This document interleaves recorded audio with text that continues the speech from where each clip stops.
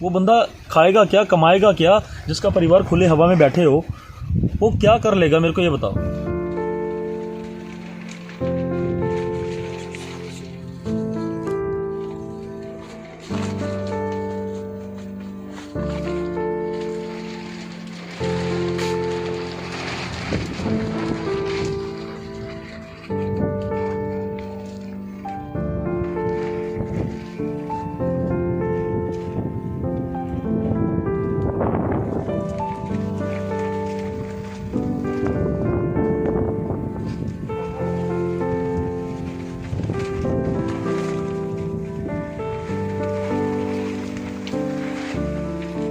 हम शिखर की तरफ नहीं है सर। अगर ऐसी स्थिति हमें अपने लोकल में देखने के लिए मिल रही है तो हम शिखर की तरफ नहीं है, हम आदिवासी जीवन की तरफ बढ़ रहे हैं।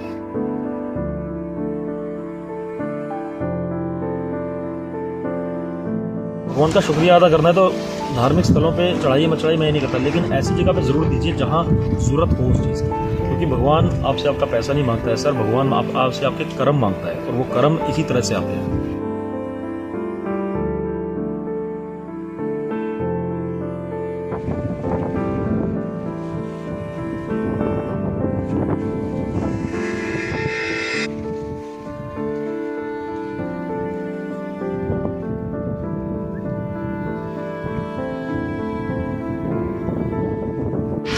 चार महीने हो गए हैं और ये सोचिए 4 महीनों में ना तो इनके पास रहने की ढंग की जगह है, ना ही यहाँ कोई शौचालय है, और बिजली भी किसी से ले रखी है। तो हम और आप सब जो जिस समाज में रहते हैं ना, वो एक सभ्य समाज कहलाता है। हमें इंसान इसलिए कहा जाता है क्योंकि हम जानवरों से बहुत ऊपर हैं। हम एक दूसरे की चीज़ें समझते हैं, एक दूसरे की भावनाएं समझते हैं, एक दूसरे की तकलीफ समझते हैं। लेकिन जब ऐसी तकलीफ में बंदा बैठा है और आप कुछ नहीं कर रहे हैं तो फिर कोई फ़र्क नहीं रह जाता आप में और जानवरों में। हम और आप तो बड़े हैं, सक्षम हैं, समझ सकते हैं, लेकिन वो बच्चे जो बेचारे हर मौसम में खुली हवा में यहाँ पे सो रहे हैं।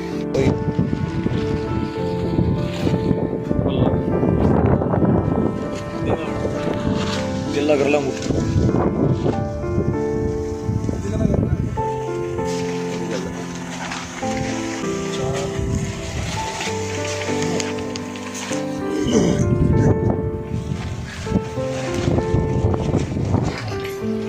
बिजली कैसे कर रहे हैं हम? बिजली लगाई, बिजली हमने किसी से ले रखी है, हाँ जी, हाँ जी, है ना। दोनों पंचायत डडियार और तहसील बंगाणा है। 4 महीने हो गए रतन चंद जी को यहाँ पर इस टेंट में गुजारते हुए अपनी लाइफ 2 बच्चों के साथ। अब दिक्कत यहाँ पे ये है कि मौसम देखो, 4 महीने पहले सर्दी थी मेरे ख्याल से, उस टाइम तो सर्दी थी। सर्दी में भी आपने ऐसी ओपन, और उस टाइम भी किसी ने देखा नहीं, आया नहीं कोई। ऐसे जो केसेस है मैं मानता हूँ, चलो अगर इनके पास लैंड भी है, लेकिन ऐसे केसेस का फास्ट ट्रैक के थ्रू नहीं होने चाहिए कंप्लीट। मैं जानता हूँ कि फास्ट ट्रैक में अलग अलग तरीके के क्राइम केसेस या कोई ऐसे केसेस देखे जाते हैं जो बहुत ही ज़्यादा प्रायोरिटी पे रखे जाते हैं, लेकिन क्या किसी बंदे की लाइफ, क्या बच्चों की लाइफ प्रायोरिटी पे नहीं आ सकती? क्या ये केसेस फास्ट ट्रैक पे आकर अगर तकसीम का दावा होता या कुछ होता, या इनके लिए टेम्प्रेरी ही कुछ तैयारी की जाती, माना कि चलो अभी बंटवारा नहीं हुआ है, ईंट नहीं रख सकते हैं, कम से कम टीन तो बन सकती थी। उसके लिए भी दिक्कत ये है, भाई साहब जो हैं दिहाड़ी मजदूरी करते हैं, इनकी जेब में पैसा नहीं है। अगर होता तो शायद इसकी जगह टीन हो जाती या कुछ ना कुछ सहूलियत बच्चों के लिए होती। सोचने वाली बात है कैसे इन्होंने इस पल्ली के ज़रिए सर्दियाँ निकाली हैं। कैसे आप अंदर ही देख लो, पूरा ऊपर देखा है, यहाँ से छत पूरी नंगी है, बारिश का पानी, सर्दी वगैरह सब कुछ, और सामने सामान सारा ऐसे ही पड़ा है। अगर आंधी तूफान से ये उड़ गया तो फिर रात को या तो सामान इकट्ठा कर लेंगे, या बच्चे संभाल लेंगे, या अपना देखेंगे कैसे करेंगे, समझ नहीं आता। आर पार पूरा सब खाली। 4 महीने इतनी तेज़ तूफान चल रहा है क्योंकि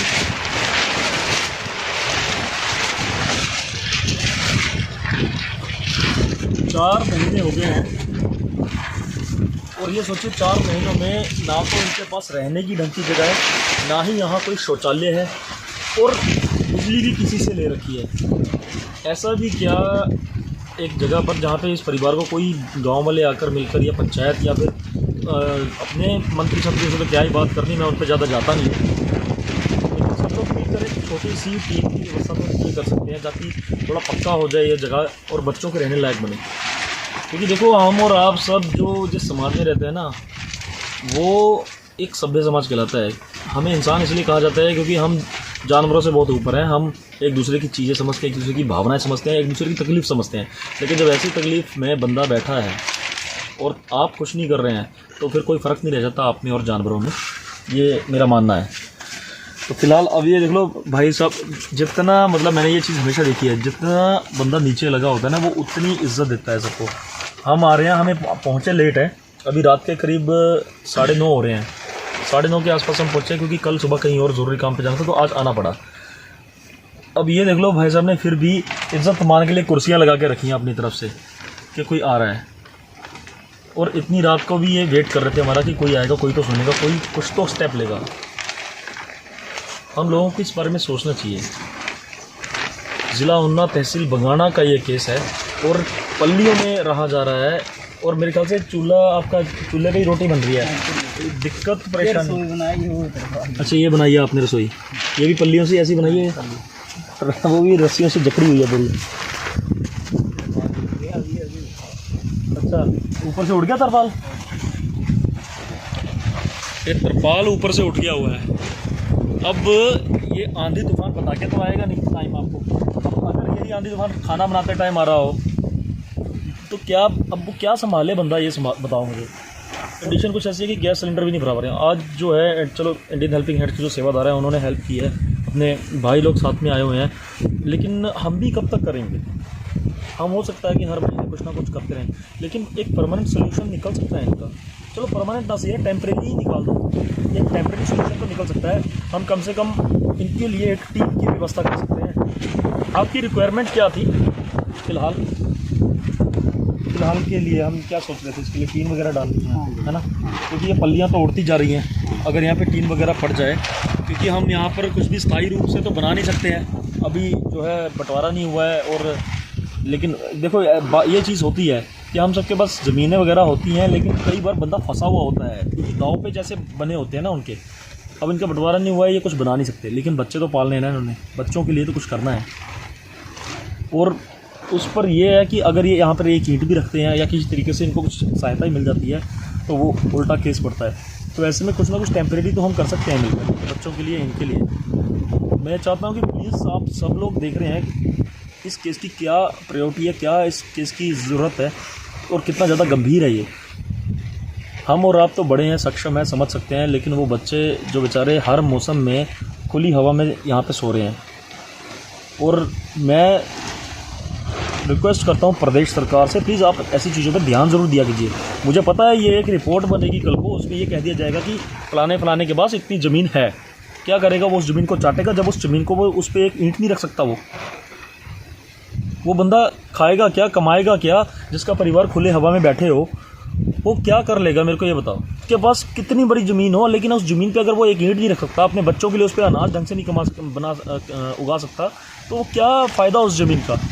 आज भाई की हालत ऐसी है, अगर ये दिहाड़ी मजदूरी करने चले जाएँ, पीछे से तरपाल उड़ जाए, घर का काम ना हो पाए, खाना पीना ना बन पाए, आंधी तूफान आ जाए, राशन भीग जाए, तो मुझे ये बताओ वो इनकी जो मिसेज़ हैं वो क्या क्या करेंगी? बच्चों को संभालेंगी या घर को संभालेंगी, दोबारा बनाएंगी या फिर खाने को देखेंगी? और हम लोग कहते हैं कि पता नहीं हम कौन से शिखर पे पहुंचे हुए हैं। हम शिखर की तरफ नहीं है सर। अगर ऐसी स्थिति हमें अपने लोकल में देखने के लिए मिल रही है तो हम शिखर की तरफ नहीं है, हम आदिवासी जीवन की तरफ बढ़ रहे हैं। तो बहुत ही शर्मनाक बात है। और मैं चाहता हूं कि जो भाई हमेशा साथ देते हैं वो साथ ज़रूर दें इस परिवार का। डिटेल्स आपके पास सामने है स्क्रीन पे, आप फ़ोन करें और फैमिली का फ़ोन नंबर दिया हुआ है आपको, आप डायरेक्ट फ़ोन कीजिए, वेरीफाई कीजिए अपने तरीके से।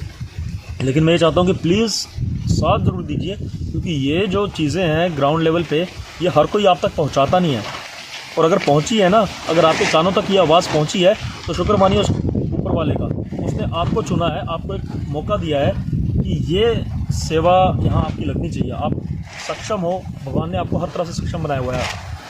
आपको भगवान का शुक्रिया अदा करना है तो धार्मिक स्थलों पे चढ़ाई मत चढ़ाई मैं नहीं करता, लेकिन ऐसी जगह पे ज़रूर दीजिए जहाँ ज़रूरत हो उस चीज़ की।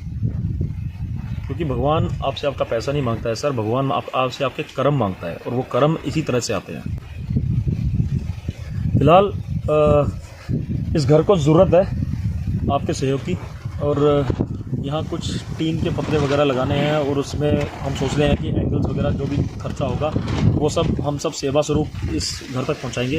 पूरी डिटेल जो है स्क्रीन पे दी हुई है, accounts detail and all phone numbers.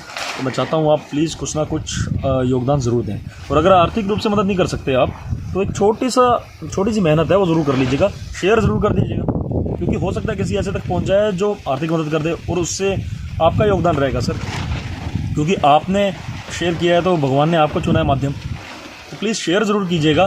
और बहुत नीडी परिवार है। फ़िलहाल के लिए गैस सिलेंडर वगैरह पहुंच चुका है, और कुछ राशन भेजा है हमारे भाइयों ने, हमारे ओरी साहब ने। आप हमेशा जानती हैं कि हर महीने कई परिवारों को उनसे ओरी साहब से और सौरभ भाई से राशन जाता है, तो आज राशन यहाँ है। बाकी फॉलोअप्स हम हमेशा लेते रहेंगे, पर मैं चाहता हूँ कि प्लीज़ आप इस मैटर के बारे में सोचें, और मैं चाहता हूँ कि प्लीज़ सभी बढ़कर साथ दें।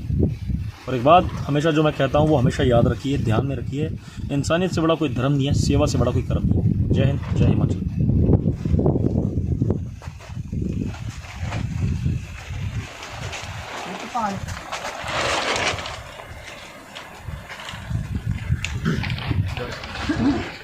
पूरा घुमा लेना।